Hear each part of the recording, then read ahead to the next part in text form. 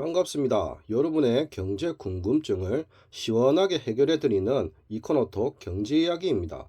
오늘은 많은 분들이 궁금해 하시고 또 우리 경제와 밀접하게 연결되어 있는 원화 절상에 대해 쉽게 파헤쳐 보는 시간을 갖겠습니다. 뉴스에서 종종 들리지만 막상 무슨 뜻인지, 나에게는 어떤 영향을 주는지 아리송했던 분들이 많으실 텐데 오늘 그 궁금증을 시원하게 풀어 드리겠습니다. 자, 그럼 가장 먼저 원화 절상이 무엇인지부터 명확히 짚고 넘어갈까요? 가장 간단하게 설명하면 다른 나라 통화에 비해 우리나라 돈, 즉 원화의 가치가 높아지는 현상을 말합니다. 쉽게 예를 들어서 예전에는 1달러를 사려면 1,500원이 필요했는데 이제는 1,200원만 있어도 1달러를 살 수 있다는 것입니다. 우리가 가진 원화의 힘이 더 세졌다고 이해하시면 됩니다. 그럼 이게 왜 중요할까요? 환율은 단순히 숫자가 오르내리는 게 아니라 우리 경제 전체에 거대한 영향을 미칩니다. 기업의 수출입 실적, 물가, 그리고 심지어 여러분의 해외 여행 비용이나 직구 가격까지 모든 것이 환율과 연결되어 있기 때문입니다. 그럼 이렇게 원화의 가치가 상승하는 현상, 즉 원화 절상은 왜 일어나는 걸까요? 몇 가지 복합적인 요인들이 작용합니다. 첫째, 달러 약세입니다.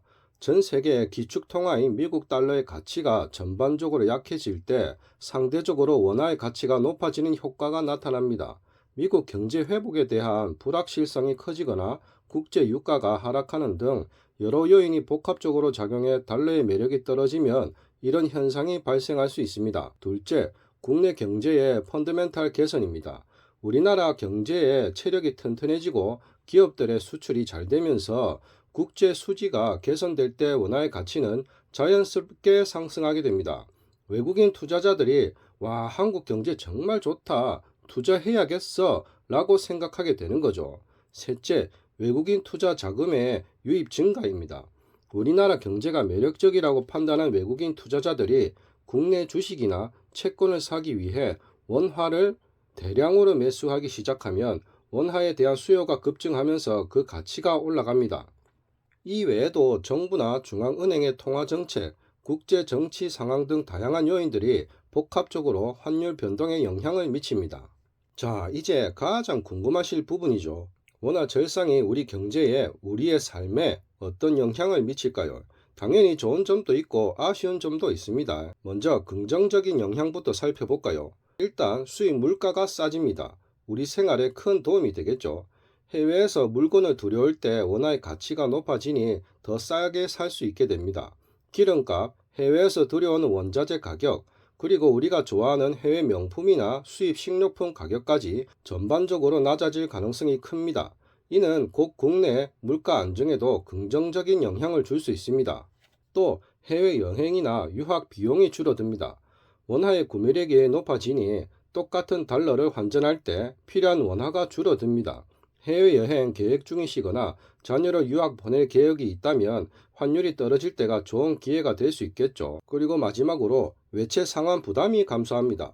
기업이나 정부가 외국에서 달러로 빌린 빚을 갚을 때 원화 가치가 오르면 빚을 갚는 데 필요한 원화가 줄어들어 재무적인 부담이 줄어들게 됩니다. 하지만 좋은 점만 있는 건 아닙니다. 아쉽게도 부정적인 영향도 무시할 수 없는데요. 첫째, 수출 기업은 비상, 수익성 악화와 경쟁력 약화입니다.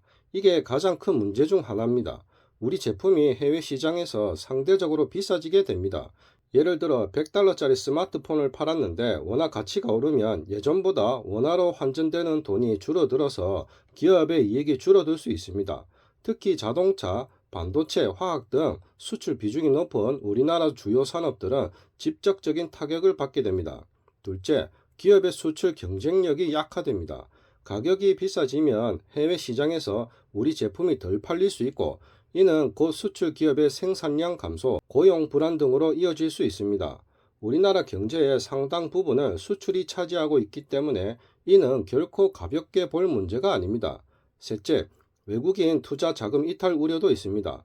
원화가 절상되면 외국인 투자자들은 나중에 다시 달러로 바꿀 때 환차손을 입을 수 있다고 생각하여 한국 시장을 떠날 수도 있습니다. 이는 국내 주식 시장이나 채권 시장의 불안정으로 이어질 수 있습니다. 결국 원화 절상은 우리 경제 전반에 복합적인 영향을 미칩니다. 여러분이 어떤 일을 하고 계신지, 어떤 소비를 주로 하는지에 따라 영향을 다르게 받으실 수 있습니다.